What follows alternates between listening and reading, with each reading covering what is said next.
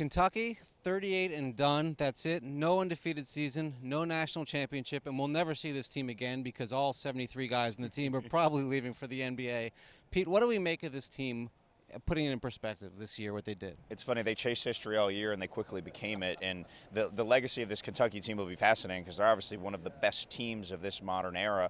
But when they did hit the stiffest competition, when they did play Notre Dame, which you could argue is one of the three best teams in the country this year, and then when they did play Wisconsin, they clearly struggled with teams that were a little bit patient on offense and teams that could match some of their talent level, and quite frankly with teams with very good X's and O's coaches that came up with good game plans, and then obviously a talented team to execute. Yeah, I felt all along with Kentucky, clearly the most talented team. I do think they were the best team and far and away the best defensive team. But they didn't have to play really any great teams leading up to the tournament for 2 months, and that's when college basketball teams get so much better. I thought you saw it. They didn't have to be resourceful. They didn't have to figure things out offensively. And then the last two games, Notre Dame and Wisconsin, now you're in a situation where you've got to figure it out. You need all these different options because the first thing and just winning on talent is not going to work anymore, and it exposed Kentucky a little bit. Yeah, the SEC was dreadful this year, Mike, and I really think that contributed to the development of this Kentucky team stagnating and sort of in a fitting microcosm.